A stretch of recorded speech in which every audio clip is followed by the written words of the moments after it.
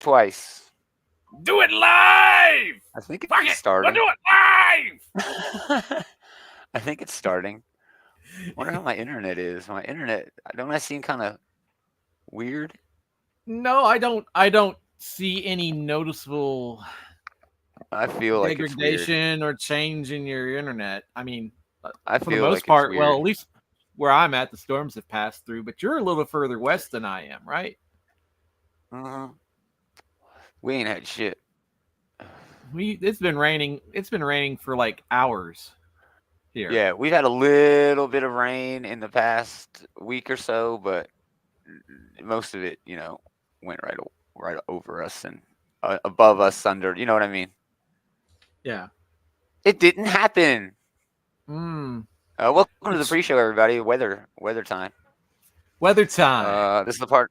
This is the part of the show where we talk about what we're gonna do on the show. All business. No, I'm just kidding. It's not all business this week. There is a lot of never business. It's never business when AKA David's on board. Yeah, it's always pleasure. Always pleasure. It's a business doing pleasure with you. I still feel like my shit is whack. I'm gonna go ahead and shut down and come back in. You didn't get that. I'm gonna shut down and come back in. Did you? Okay. All righty. Hi again, folks. Gomers thinks his internet is being a little wibbly wobbly, tibly wimely, so he's gonna jump back in here in a minute and just kind of see if his connection's any better, which I didn't see any difference in the connection, but who am I to judge? I am not tech savvy, honestly. I hope you guys had a great Thanksgiving.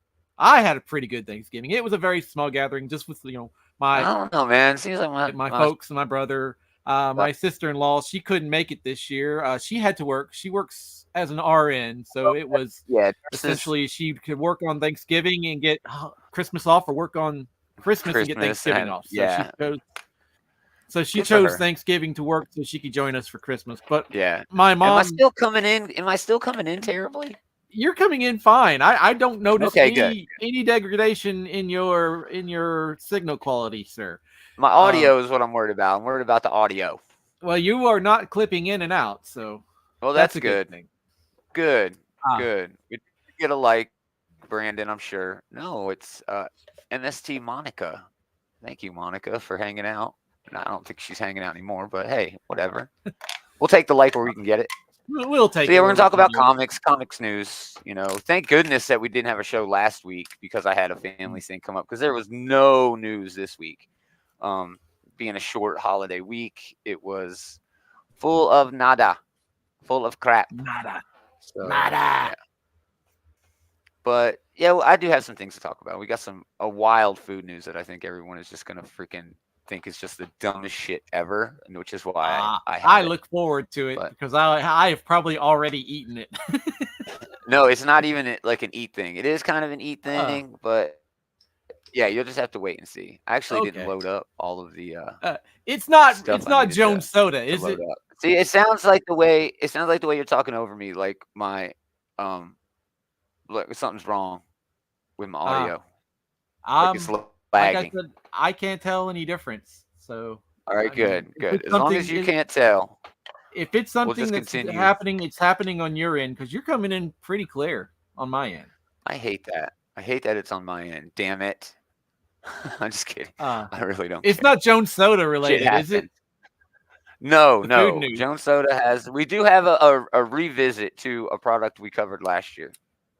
Because Jones Soda, I don't know if it was legit or not, and I'm actually kind of upset by it. But Jones Soda made an announcement like within the last week or so for a product, and I am like, at first I was kind of excited for it. Then once I read into it, I was like, oh God, no, I am not excited for this. I hadn't heard about it.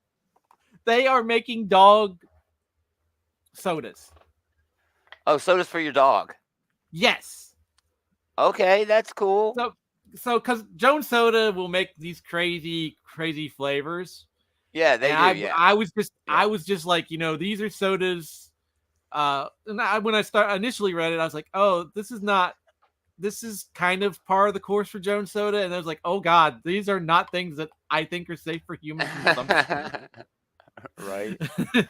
I I think Taylor. I think unless something happened that's crazy, Taylor will be with us.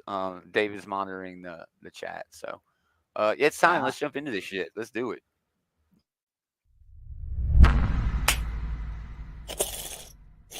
Mm-hmm.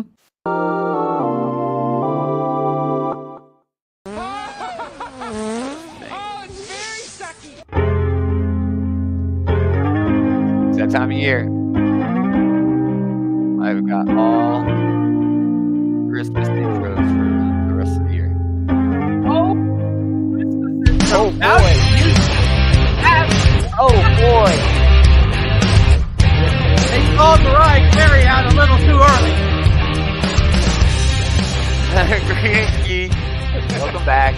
Another episode of this Geeky Comics Outright Geekery's comic book shit talk show. Shit talk show, Anybody? and there is Taylor. There you I go. just came into you talking about Mariah Taylor, Carey or Taylor. something. What? I was just making the comment. We have now, a Christmas since it's past intros. Thanksgiving, it is now appropriate for Christmas stuff. Yes, That now I is. felt We've been watching Christmas had movies. thawed out. Yeah. They had thawed out Mariah I maintain Carey that a you got to little wait till early. Thanksgiving, but yes, I mean now Yeah. it is undeniably the Yeah. Christmas season.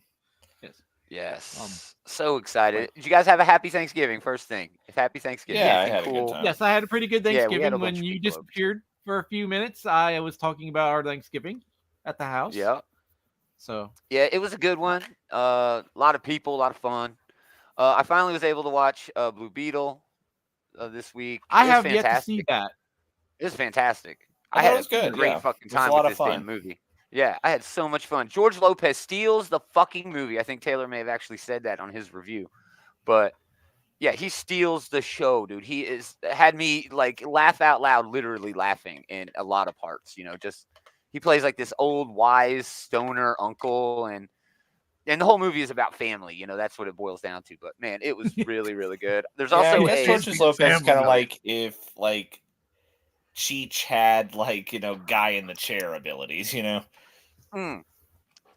was your lab guy. but he was like it fit into the overall theme of it because they were leaning into the other Blue Beetle, the whatever, the first Blue Beetle Cord. being old school. Cord? Yeah, Cord. And then like the uncle being an old school, like, tech geek too. It worked. It really worked for me on that level, for sure. There's also a dope documentary series on Amazon Prime about The Simpsons. Fucking primo. It was awesome. Well, that sounds interesting. What'd y'all do? It is. It's very interesting. It's very good. I probably spent more on Magic cards this week than I have in probably the whole year. Wow. Were there some good drops or just some good deals? Well, there was some good deals, and the news set, the Caverns of Ixalan, dropped. Right. And, I've heard. And it's got the power creep is real. So, nice. But the comic shop had some deals on some commander decks, and I picked up two, and one of them was one of the Masters commander decks. Nice. And that's like expensive. Sweet. Yeah. So, cool. What about you, T? Nothing? Just well, I had my 15-year high school reunion. Yes, I was letting David talk, Gomer. You fucking asshole. Excuse me for being polite. Jeez. I wasn't rushing or speeding. Yeah, I had my 15-year high school reunion yesterday. It was How did nice. that I go? saw some people I hadn't seen in a while. It was okay. I mean, a lot of the people I knew from high school that I was good friends with, I actually keep in touch with anyway. So, it's easy. It's not like it's really not easy. like in your like ancient days where like there was no keeping in touch with high school people. Like, you had to send like letters or call people. Call on like on a send phone. like Really? send like a missive, like in the Civil War. Or Yes, it was. Yeah, it really, it really was. I didn't even have a 20th. I've never been to a high school reunion. It's never appealed to me. I tried to get out of there so quickly. I hated high school very, very much. Well, I'm sure they hated you too. One of the guys I that agree. I graduated with, one of the guys I graduated with is now like a state representative for the county I live in, and that's interesting. He's an asshole. Yeah, I was about to say he probably sucks. Most of the state representatives aren't great. You know, he's become a much larger asshole since he's now got like apparently a power. He is, worse. I guess. Power corrupt. Absolutely, There's power. I mean, I'm not gonna like speak too broadly, but most politicians in Tennessee specifically do suck. Yes, for sure. I knew him in high school, and he sucked in high school then, and he still has that same damn haircut from high school, and it's ridiculous. My gosh, let's do news. It looks so bad. Damn haircut. It looks maybe like 30 years ago it was okay, but now he's appealing to a certain Nazis. All right, that's enough waxing nostalgia. Yeah, let's do it. Plain. Oh, take that. I broke.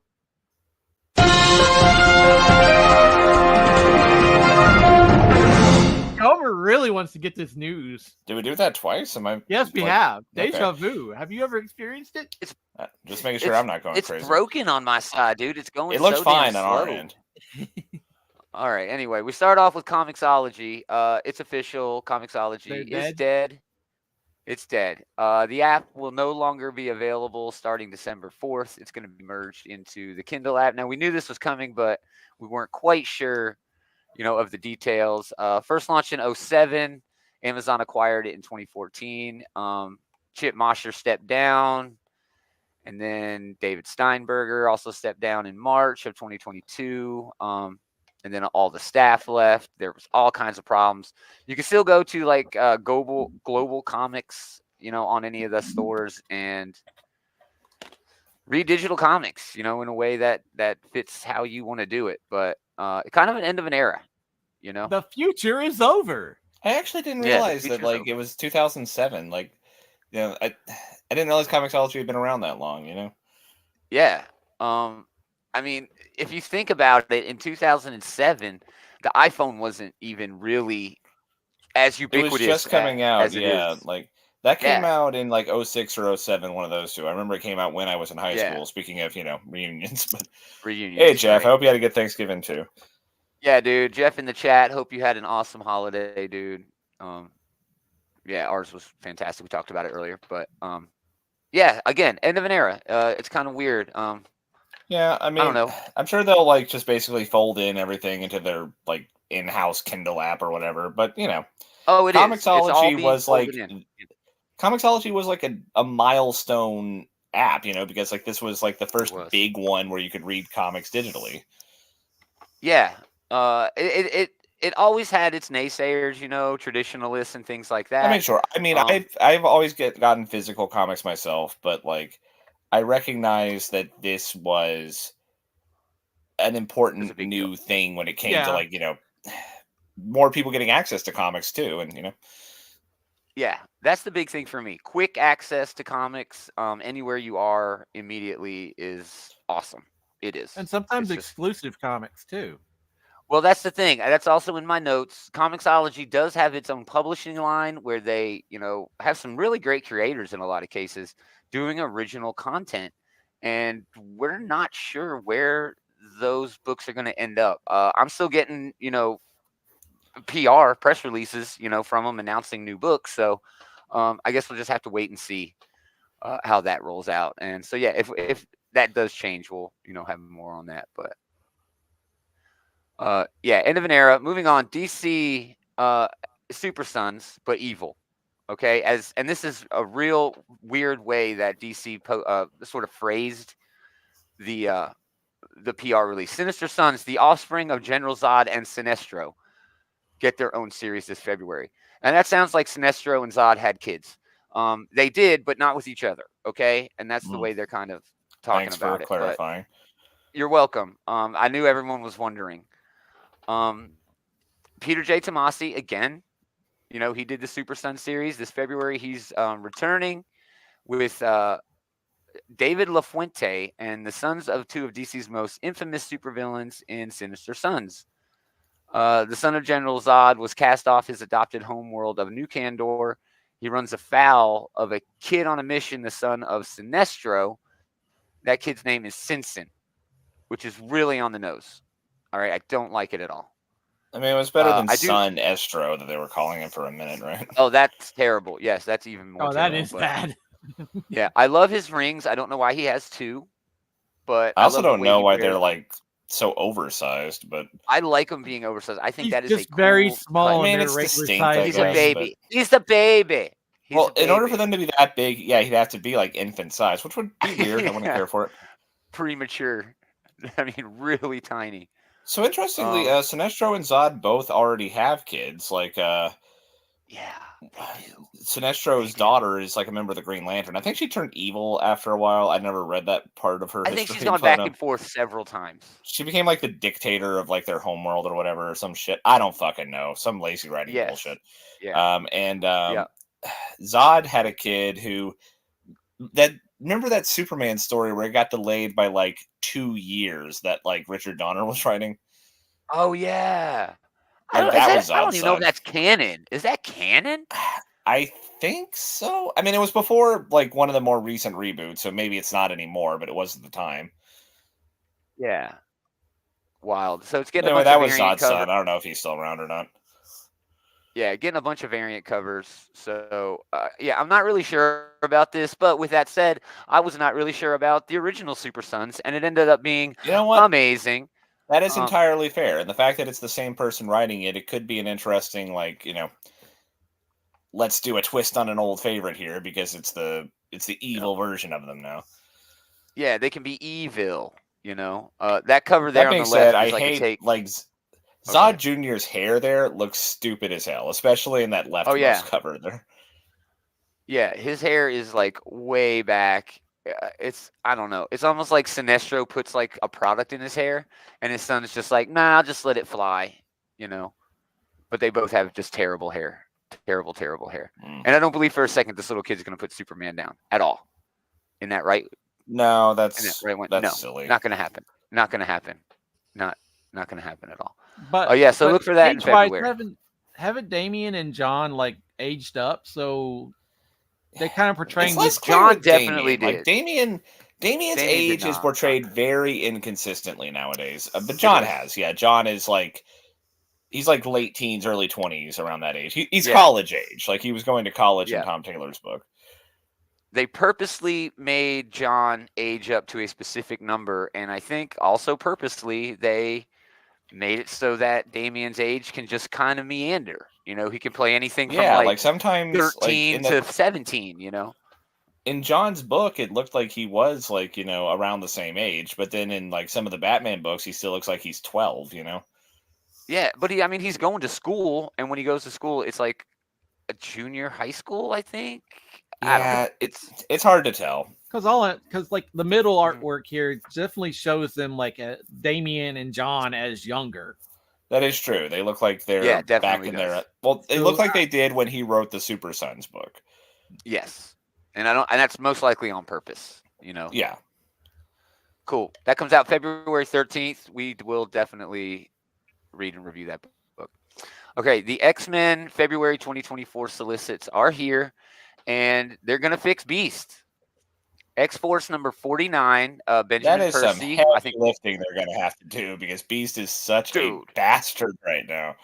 He is just the worst kind of fuck. Art by Robert Gill. Wonder Man and Beast, the dynamic duo, returns. That's stupid. In a simpler time, the Bounding Beast partnered up with the Avenger Wonder Man, but after Beast's fall from grace, is there any chance these two can see eye to eye?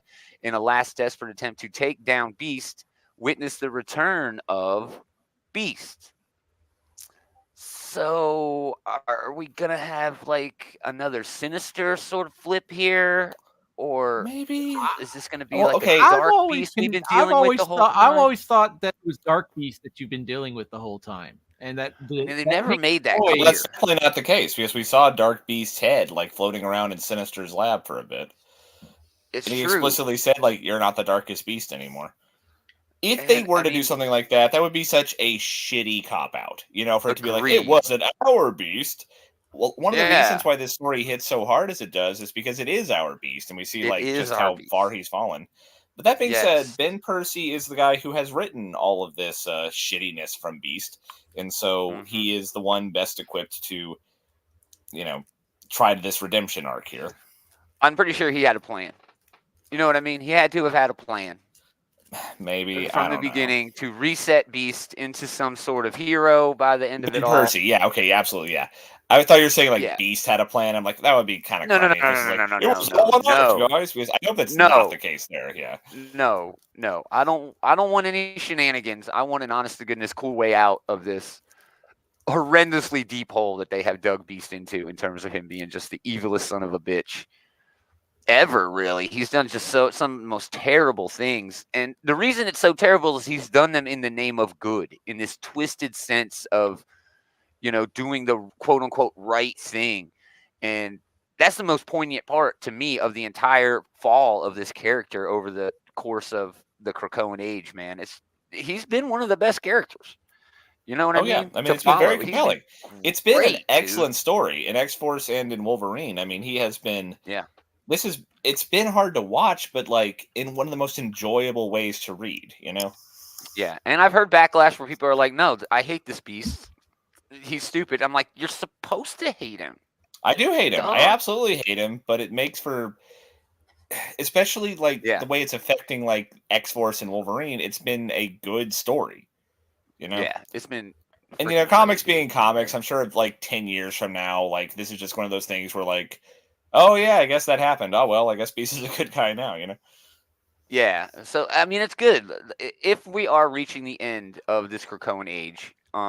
Benjamin Percy got to put all the toys back in the box for the next team to take over these books. And another angle to this is like, Beast and Wonder Man is a fun dynamic duo, as they said here. Although I wouldn't use the term dynamic duo myself, but they're kind of like Marvel's. I can't remember the last time we seen Wonder Man.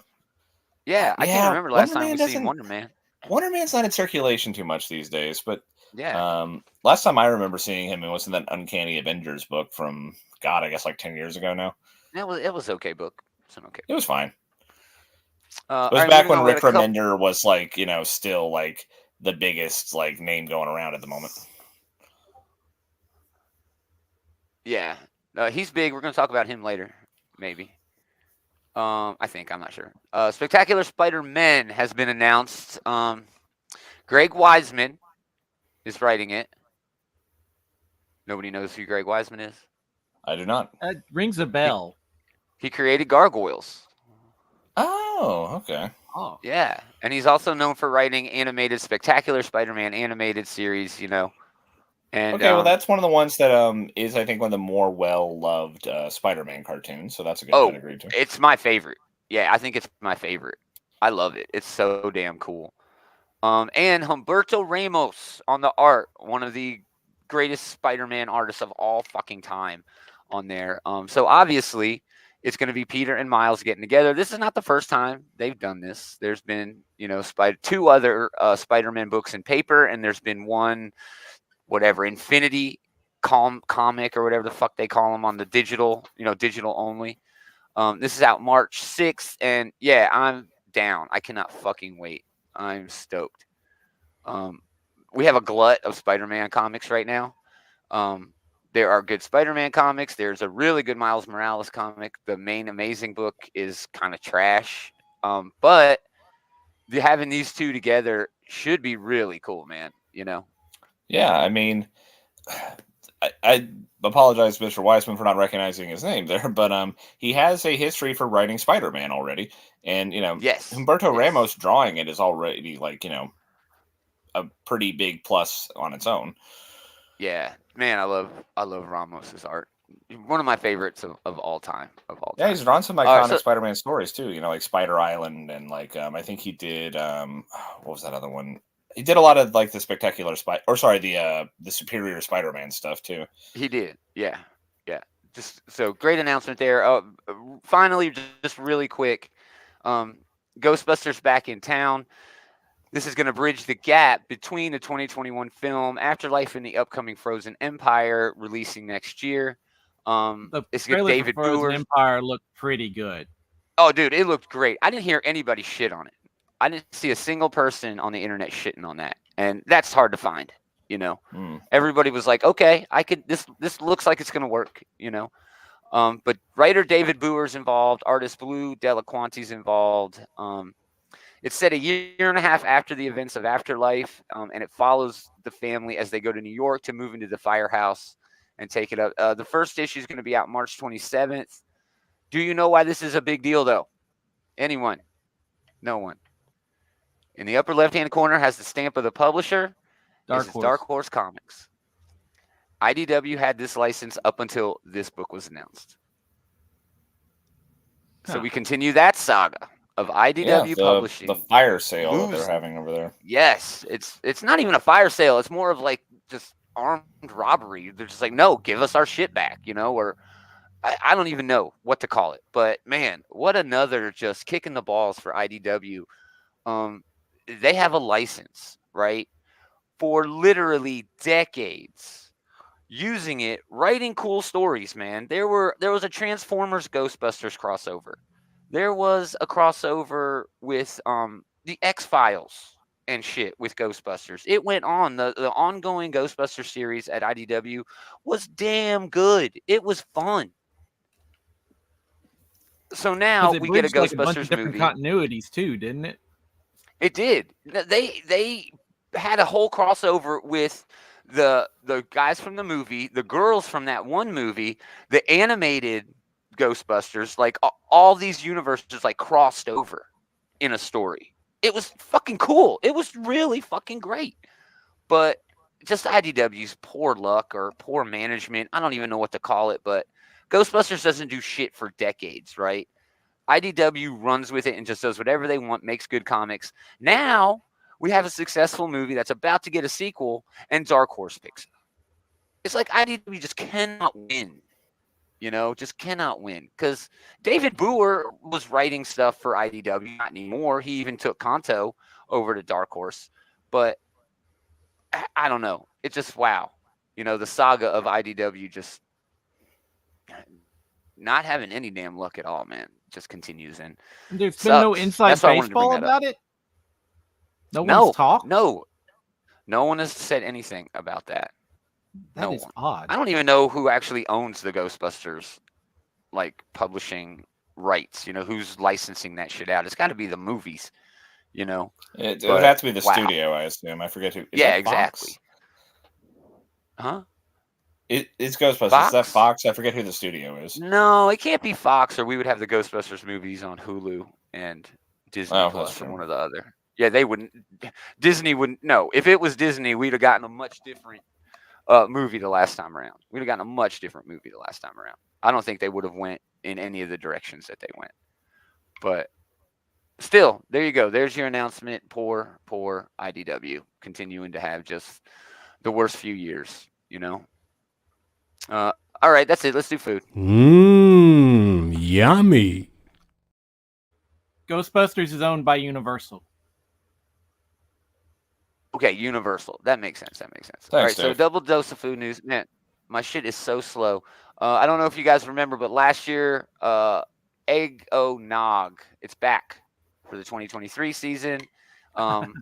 It's a rum-based liqueur with cinnamon and nutmeg and notes of classic eggnog, but it's basically waffle-flavored alcohol drink. 40 proof, 20% alcohol. You can find them at retailers nationwide. I can't remember what we said last year, but this isn't like the most revolting idea in the world. Yeah.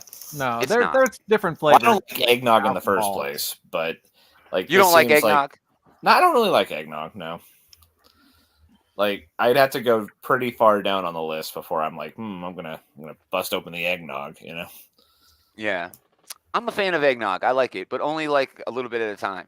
Like I used to be able to drink it like water, but so now it's like, would this be too big of a serving size for you here? Yes. I'd have to share this with someone or multiple people, because and anyway, it sounds okay, but I don't know. Don't get drunk off this. That's all I'm saying. That's the big warning. There are. Do not get drunk off this. That's going to be a bad you could get time. Drunk off of that are probably way better. It's going to be a bad time. Yeah. All right. Other food news is weird as shit.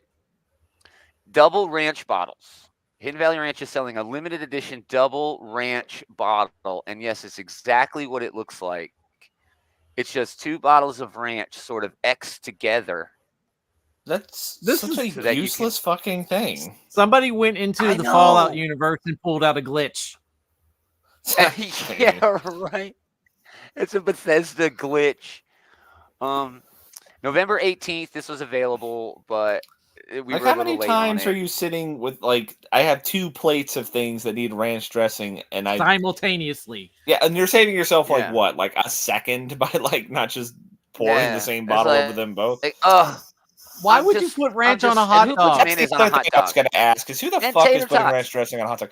Tater tots wouldn't be like tater tots. Like I wouldn't put them on myself, but like I can see it. I just don't see why you would do it on a hot dog at all. Yeah, some people put mayo on ranch on fucking everything. People love their fucking ranch. That is true. But so yeah, you can find this on the website. There was this whole thing where you had to go to Instagram and like use a filter and do a bunch of weird, crazy shit in order to get this thing. But I don't think it's worth that much. It's not worth it. I mean, this is dumb and useless. At least it's not gross like a lot of the shit you usually show us here. But this might be the stupidest thing you've ever shown us. The most worthless stupid. Thing. Yep, that's why I wanted to. So worthless. I mean, it'd be cool to have sitting on the shelf. Nice conversation piece. Storing it until you finish using it up in your refrigerator is going to be awkward. Yeah, storing it's going to take up the whole shelf. Excellent point. Yeah, I mean, you're like, it's more than doubling the amount of shelf space you need for 2 bottles of ranch dressing. Yeah, and real estate inside a refrigerator is already, especially during the holiday season here, dude. All right, that's food news. Let's do a quick man. My shit is so slow today. All right, one bit of news: Skybound and Hasbro are doing Free Comic Book Day with an Energon universe issue. Let me see if I can bring up a picture without anything fucking breaking. It's classified. Okay. We don't know much about this. Okay. We know that Kirkman is writing on it. Danny Warren Johnson is writing on it. Joshua Williams is writing on it. Everybody knew that was going to happen. Those are the 3 folks who are writing all of the Energon universe shit right now. But Lorenzo De Felici is doing art. We knew that. He's on Void Rivals. But Ryan Otley is going to be doing art in this. He's also going to serve as the artist for the cover, the exclusive cover. Here's the important part here.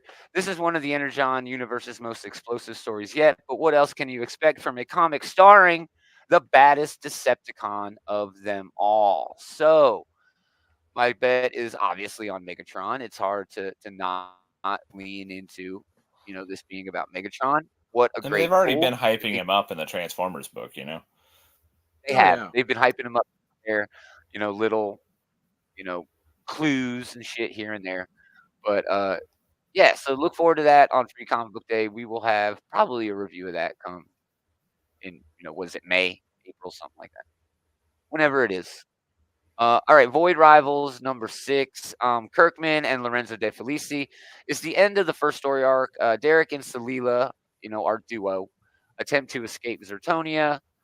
The underground helps to get them off planet, but not without some trouble. So our duo is forced north into the wasteland. And that's it. That was the end of the issue. It was kind of uneventful. Just got the characters, the 2 main characters from point A to point B. Didn't really, push anything else than that. But last panel, we do get the leader of Zertonia or whatever the hell it's called, saying we must revive Proximus. That alludes to a thing from the Quintessons, but it's such a hugely deep cut. It is. Hey, Jeff. Jeff said he loved Void Rivals. Yeah, I had a great time with the issue. It's been moving forward, but man, that first arc was kind of a slog to get through. It took a long time, to get to where we are, relatively speaking.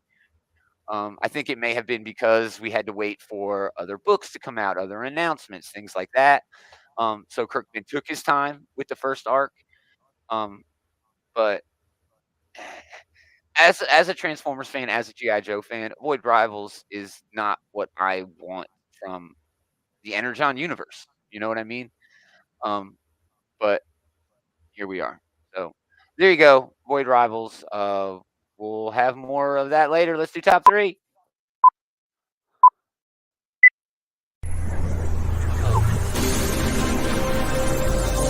I don't know what's going on. It feels like it's updating. All right, top 3 books of the week. Wonder Woman #3 was great. It continues to be a great time with her being a badass, but more importantly, we see what the Black Lasso can do. And we also get more info about Trinity. Overall, very enjoyable. Star That's Trek actually my number 1, so I'll talk about that. Oh, cool. We'll talk about it. Yeah. Kelly and Lanzig on Star Trek 14 with Angel on its way to fun, but it's lost some of its luster since the Day of Blood event happened.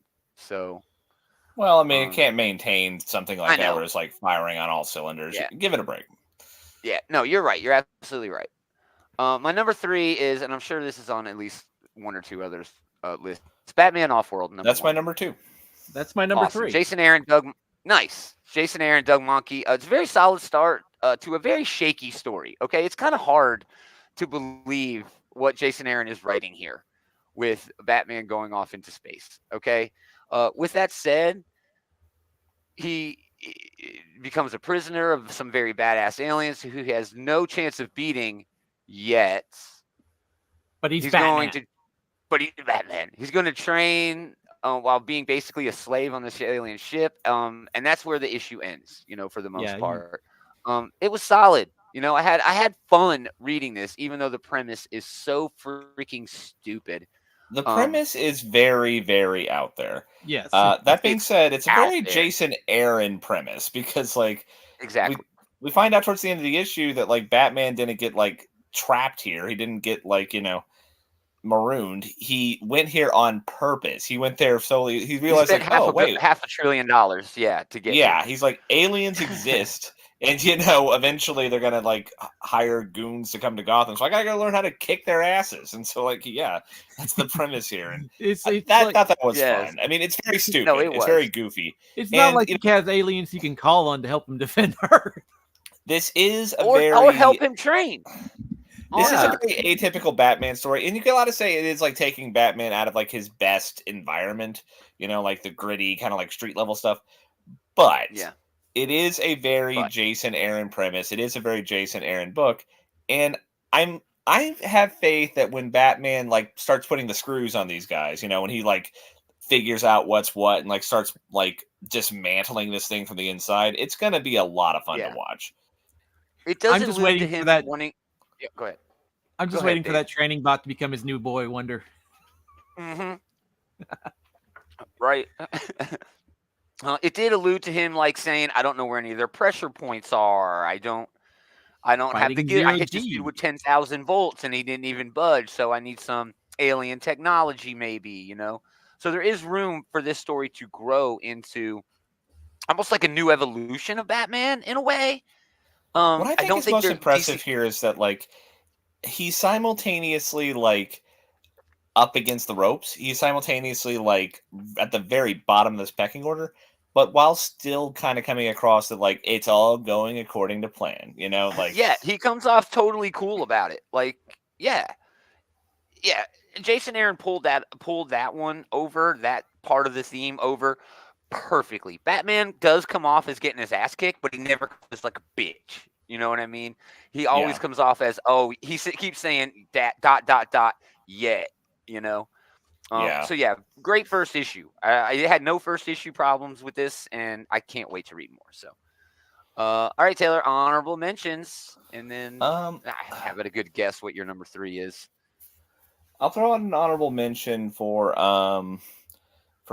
Justice League versus Godzilla versus Kong. It's a very stupid... that's my number 2. We'll talk about that. Okay, so we'll talk more about that later. It's a very stupid premise, but it's a fun one. Honorable mention for Superman number 8. This new Superman run is going to be a lot of fun. Honorable mention for Titans number 5. We kind of got to the bottom of the murdering Wally West story arc, and it was a pretty satisfying way to do it. And I love the stuff about Beast Boy becoming like a swarm of things and how that kind of hurts him. because that's going to lead right into the Beast World story. Yeah, it was a good setup there. Just saying, it is. And last honorable mention for Immortal X-Men number, I forget, but I enjoyed all the stuff with Sinister. Yeah, the conversation between Sinister and Xavier was a lot of fun. Like, I especially like, this is beaten Sinister, who is just, at his most humbled, and it's pretty interesting read. Yes. That's a great. But number 3 this week is Wolverine, number 39. This is continuing the Wolverine team up extravaganza. We get more Juan Jose Rip doing some pretty sick fight scenes. And it's pretty cool incorporating Black Panther's current status quo, where he's basically Batman, and he's hanging out in like Wakanda, Gotham. And it's pretty cool to see them like Wolverine even compares it to Madripoor. Yeah. So I mean, this is probably not as strong as the Hulk or the Cap, because I don't think we could see quite as much of a connection between Wolverine and T'Challa. But just the current like you circumstances are similar, and he did a good job for that. Just like you said last week, Storm, and he mentions that is true. He mentions they both love Storm, and that came I loved up. It. It was awkward. But this, I mean, even a mediocre issue of this book is still really fucking good. So it's just I love it's still a lot of fun. I love the Vibranium Jaws characters. Like that was a cool hook for them. That was a really cool hook. That's genius, Ben Percy. I loved that. Awesome, Dave. Honorable mentions and number 3. All right. My number 3 was already the Batman Off-World. Oh, that's right. Nice. So, do you have any honorable mentions then? I do have honorable mentions. My first honorable mention is the Alternates number 3. I didn't get that cover. Sorry. They are pretty much kicking ass and taking names in this book. This is a spinoff of Minor Threats, and they take on the Superman of the world, and they do beat her. But they cause her to have like a lot of regrets where she's like, I have the blood of billions of people on my hand. And we're like, oh shit. Nice. They beat her with conscience. They used the substance from the other dimension and like made her ingest it. And she just like has this freaking trip where she's like having this conscious, like her conscious is catching up with her with all the stuff she's done. The next book on my honorable mentions is Hellacious. Yeah, I didn't get that. That's actually a reprint. Is it? It was originally published. It was originally published by a different publisher, and then it moved on to this publisher this week. Well, it is essentially I Hate Fairyland and Hell. Yes, and it's fun. Yeah, I Hate Fairyland and Hell. That's a perfect way to put it. Then my last 2 honorable mentions is going to be Mortal Terror number 1.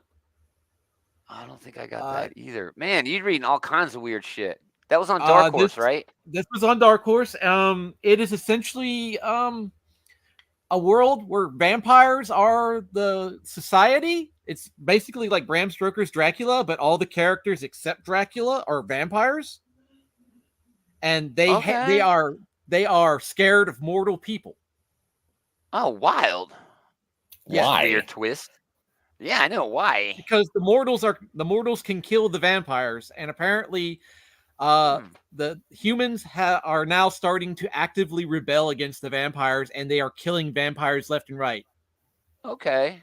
Like it's British society the vampire British society lives underground, and somebody has found a way to revert vampires back to humans, and the vampires are already scared of that. Are we like rooting for the vampires in this story? I don't know who we're rooting for just yet, but like you have Jonathan Harker and Mina Harker. And they're vampires? They're vampires. I was about to ask if like Van Helsing was a vampire in this version. We haven't been introduced to Van Helsing yet, but there is a mysterious character who has all the traits of a vampire, but is not a vampire.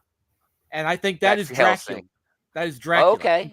Because Mina Harkness or whatever her name is she can't invite him in unless he is invited in, and she calls him my mysterious dark man. It is wild, really wild.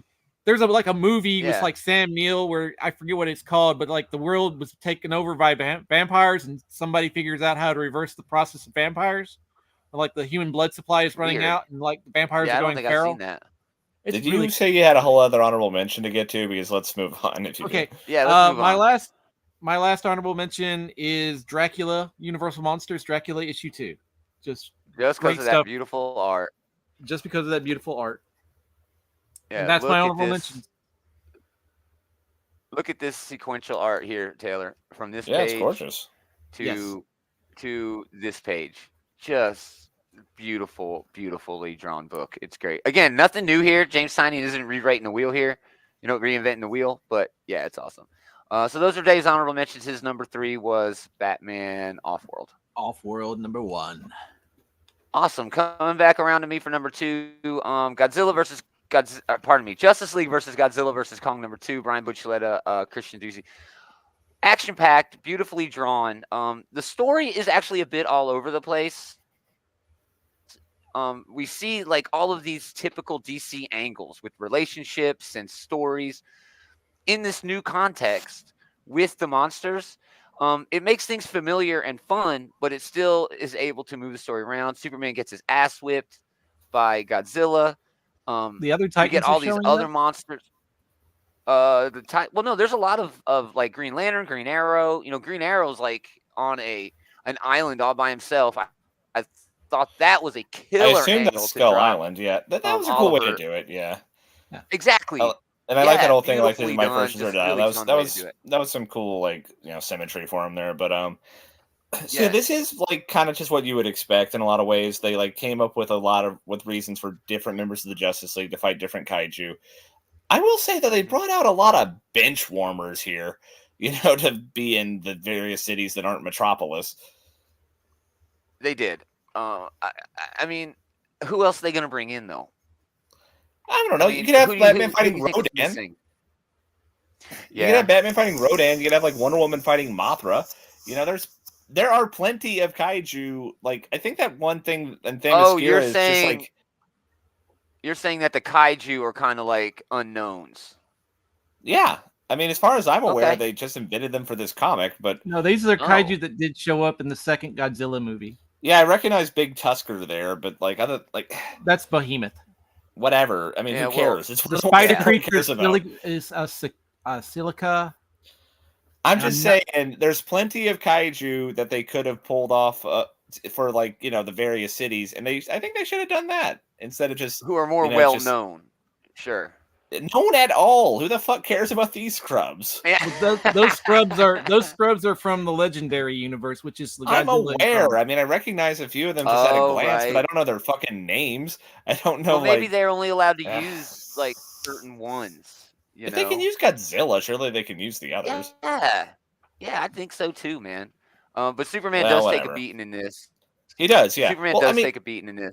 That being said, I've seen a lot of articles coming out this week, Superman gets his ass kicked by Godzilla. That one where he gets slapped through the buildings, he was fine. He just got up a second later, oh hey, sorry everyone, didn't mean to disturb your workplace here, Yeah, he just catches a tail to the dome and he's fine. The time he really gets wrecked was when he had to take the bullet for Shazam there at the end. Yeah, Billy got in his way. Not a bad idea from Billy, trying to do it's a good way to do Shazam lightning. But they are doing the wrestling thing where it's a fuzzy finish, right? Where there was a caveat here where they both kind of come out on top. Godzilla looks fucking badass, but we also don't make it where Superman is just getting jobbed, Yes. One other thing of note that I love about this, we haven't seen Kong yet. We haven't seen Kong. So I don't know what Oliver's going to find on the island. I don't think we actually saw him doing anything, though. He was just Wasn't he where all the supervillains were? Oh, maybe wasn't in the first issue that Gorilla Grodd was this is the ape god? Yeah, I think he was in that first. He wasn't in this one, but I think he was in the last one. Yeah, he definitely wasn't in this one. Wasn't in this one. So I am excited to see, what Grodd can do and how that's going to happen. How all that's going to play out. So, number 2, Justice League v Godzilla v Kong. Taylor, Your number 2 this week. I think you might have already said it a minute ago. What was it? What did I say again? It wasn't Batman. It was one of Gomer's honorable mentions. You said. Yeah. Was it one? Not one Wonder Woman. No. Was it Batman? Off-World? You can't remember? Yeah, I think it was. Yeah, I think that was my number 2. That's right. Yeah, I think Batman Off-World. I know your number 1 you mentioned because it was in my honorable mentions. But yeah, we mentioned this. We already talked about it. But yeah, this was my number 2. That's right. Yeah, really fun book. My mind is going, guys. I don't know. No, it wasn't a long weekend, dude. Long week. Dave, your number 2. My number 2 is Somna from Distillery. Number 1. Yeah, I'm sorry, I didn't get that cover either. What is this book about? It's set. It's a period piece where they're burning witches. So there's a girl named Sona who is having nightly visitations from an incubus, and the art between these sequences changes up quite a bit. Oh, so fun. Like you have storytelling. Two little toys doing artwork during the two little toys doing the art during the these sequences with the incubus, and Becky Cloonan is doing the artwork, I believe, when it's not the dream sequences. But this girl is trying to hide the fact that she's having, people think she's having these dreams, that she's getting these nightly visitations from this incubus. She's trying to hide it from her husband. She's trying to hide it from the church, and the church is already burning people. So she's just trying to save her own skin. Yeah, she is just trying to hide the fact that her nightmares are not nightmares. Wow. Cool. But the artwork is fantastic. I mean, it's a lot going on in this book, but it's two different artists doing the art duty, I think, on this book. That's interesting. That's a fun hook, because there's two different things going on, her dreams and the waking world. So that's a fun way to do it for sure. But the art is fantastic. My only complaint about this book is it's once again one of these black label sized books. Oh right. I've already found a solution for it, but storing it was an issue until about a month ago. Yeah. Cool. I haven't read anything from Distillery, dude. I haven't read anything. It's good stuff. All right, yeah, I know. I've heard a lot of good things about it. But okay, my number 1 this week, going on to the number 1s. Holy Roller, number 1. My number 1 this week. Nice. We mentioned it earlier, Rick Remender and Roland Bashi. This was really good. It starts off kind of weird. It's like in the 80s, and this dude is getting bullied by this rich kid, and his dad is really into, they're Jewish, so he's really into the church. He's really into bowling, and this kid just wants out. And it flashes forward to the modern day. He's in Greenpeace, just jerking off in Greenpeace, not really doing anything. And there's a lot of humor there. Rick Remender injects a whole lot of humor into the story. The other writer in this book is Adam Sandberg, who is from Saturday Night Live. Andy Samberg, yeah. Andy Samberg. I'm sorry. Right. So what I was not expecting from this book was the socio-political angles, where they talk about anti-Semitism, other sorts of prejudice like that. Definitely leaning into bullying and previous childhood trauma becoming awakened. Once you're back in that environment, the differences between, generational gaps, the downfall of America society in terms of the worker. I mean, this thing is really deep, dude. It's a whole lot deeper. There's a lot of layers to this onion. Yeah, a lot of layers to this onion. But we saw these preview pages last week. This dude basically accidentally becomes this bowling ball wielding superhero or vigilante. Right? His dad and him have like this argument, and his dad is dying, and his dad basically says, "Son, I need you to have this bowling ball. It would mean a lot to me if I knew that you had it." And he's like, "Okay, sure, Dad." And then as he's walking home, trying to find a cab, or not even walking home, walking to a hotel, I don't know why. No, it wasn't a hotel. It was the bowling alley from his childhood. That the bully either way, the bully is the owner's son. Exactly. He walks through the bowling alley, and the bully, as an adult, he gets contacted saying, "Hey, this kid's back in town." And then the kid leaves. To go maybe back to his dad's house. possibly back to his dad's house. Yeah, you're right. So he's confronted by this old bully of his, this old acquaintance bully of his, and he just goes nuts on him. He's like, no, I'm not going to get my ass kicked by a bunch of, prejudiced douchebags, small-minded, small-town assholes. And he whips out the bowling ball and just starts kicking their asses. Yeah. But again, it's the socio-political angles in this that really sold me. I wasn't expecting it to be as deep as it was. I was expecting more of, the bowler from freaking Mystery Men. Something shitty like that. There's also a couple other things in here, like his father is based off of Judd Hirst.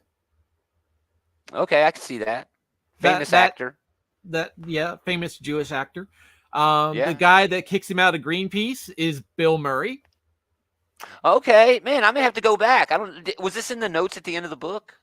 No, if you just look at, I don't know, I didn't read the notes. Okay. I thought you read it. When you're reading the book, I was kind of like, this guy kind of looks like Judd Hirst. This guy kind of looks like Bill Murray. I think that Sandberg is throwing in some references here to people who have probably helped him along in his career. Because Bill Murray was in that bowling movie Kingpin. I'm not exactly sure where Judd Hirst fits in with bowling. Judd Hirst is in so many fucking things; it's impossible to know for sure. I mean, I'd have to look into it. Fucking genius. Yeah, he's a genius. But there's a lot. He was what's his name's dad in Independence Day. Yeah, he was. Jeff Goldblum, the main character's dad, not the president, the scientist, the cable guy's dad in Independence Day. That dude's been in fucking everything. So yeah, he's been in. Holy Roller #1, a great introduction to this series, and again, very surprising. I wasn't expecting it to be so deep. So good call, Dave. So Taylor's wrapping us this week with Wonder Woman #3. Yep. This continues to be a whole lot of fun. It continues to really kind of showcase like Diana is like this boss of a character, she like just marches through. She's very polite the whole time. She's just like, she just like is smacking people around very casually, making her way to this idiot's office. And like he's like, I got an army.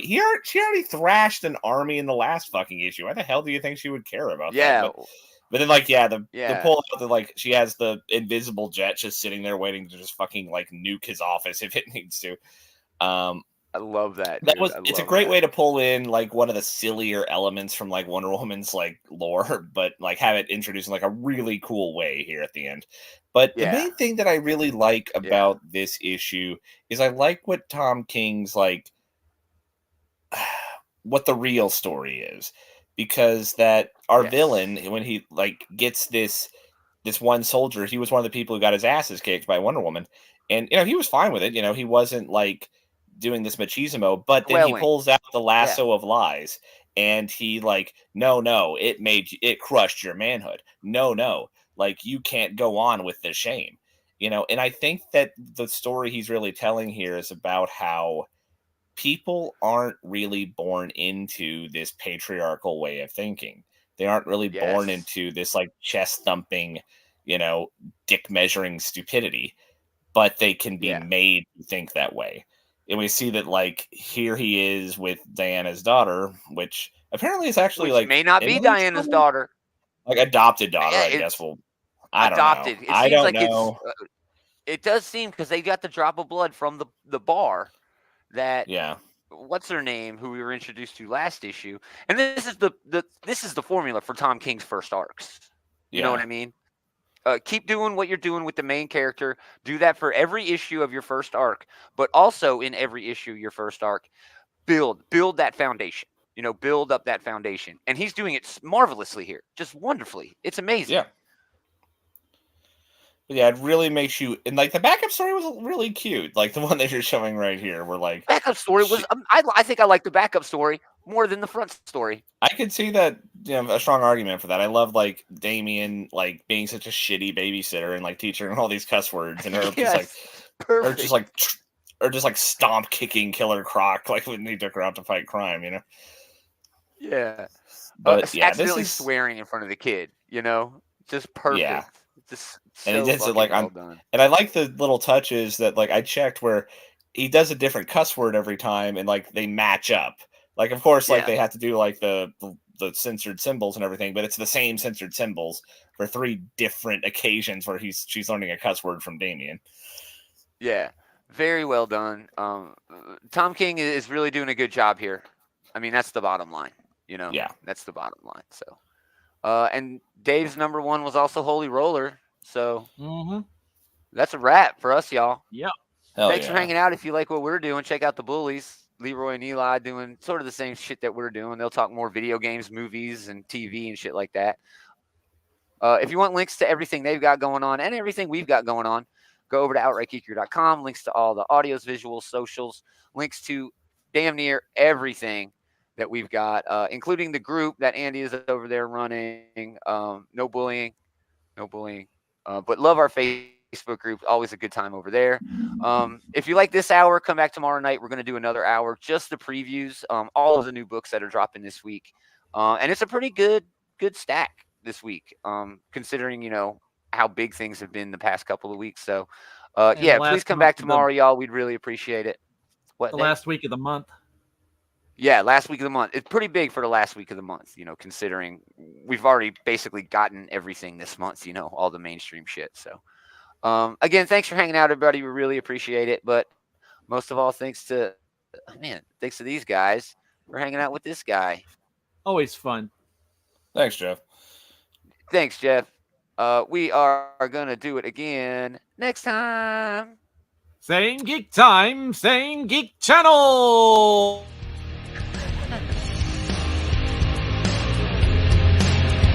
Oh my gosh.